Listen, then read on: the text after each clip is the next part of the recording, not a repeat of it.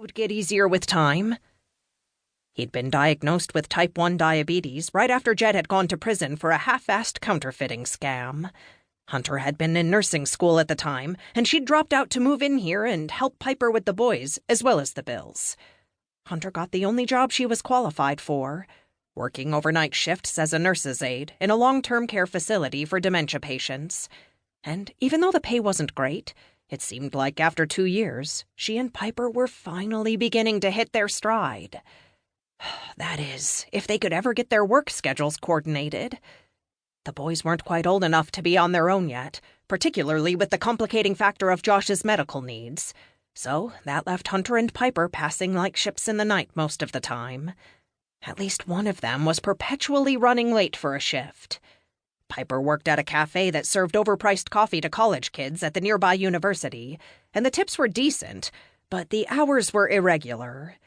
What they really needed was for at least one of them to land a day job with reasonable wages, so there would be someone at home to watch the boys every evening. But that was a pipe dream, and instead, Hunter was stuck tapping her foot impatiently as she glanced at the clock again, and then took the pot of soup off the stove. It was 20 minutes to 6, and she would definitely be late again tonight. The boys were slurping down the last of their soup when the back door finally opened and Piper walked in. Hunter was sitting at the table with Aaron and Josh, and she crossed her arms over her chest as she frowned at her sister. "It's 5 minutes to 6, Pipes," she said. "I'm going to be really late." "I'm sorry," Piper said. "I couldn't help it." She sounded out of breath, and as she took off her jacket and threw it over the back of a dining chair, Hunter noticed that her cheeks were splotchy red. "What's wrong?" Hunter asked. She really did need to leave. She was fortunate to work for someone who was understanding when it came to her home situation, balancing 2 kids and a somewhat erratic sister.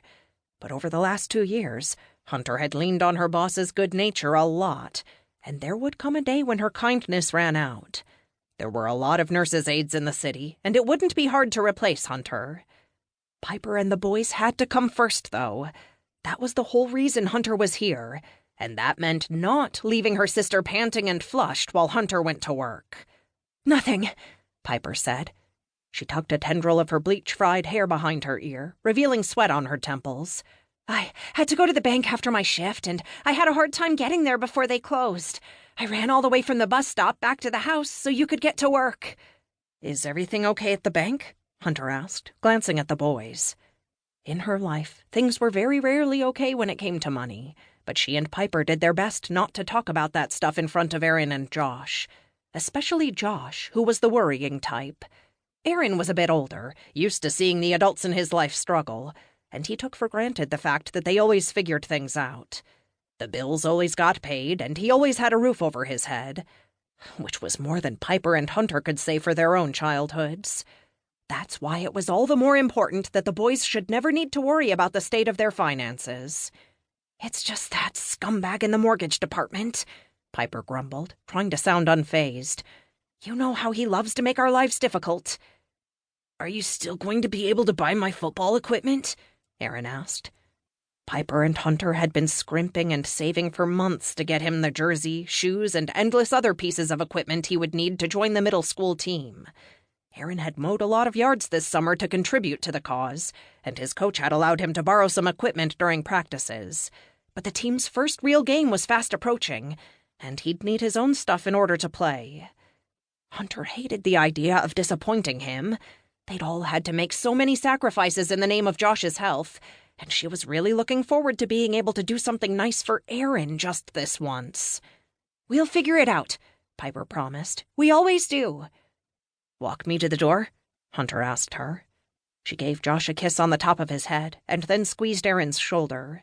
Then she passed through the living room to the front door, Piper following behind her. They stepped into the tiny foyer, which was mostly just a 3-foot square coat storage space, and Piper pulled the door shut. Then Hunter asked, "Are we short on the mortgage?" "Yes," Piper admitted, and Hunter felt the news sink heavily into her gut. She and her sister had never been more than a paycheck or 2 away from broke, but it had been a while since they were in crisis mode. It was nice while it lasted, she thought. Then Piper added, "I asked for an extension, but our favorite scumbag said he can't do it anymore.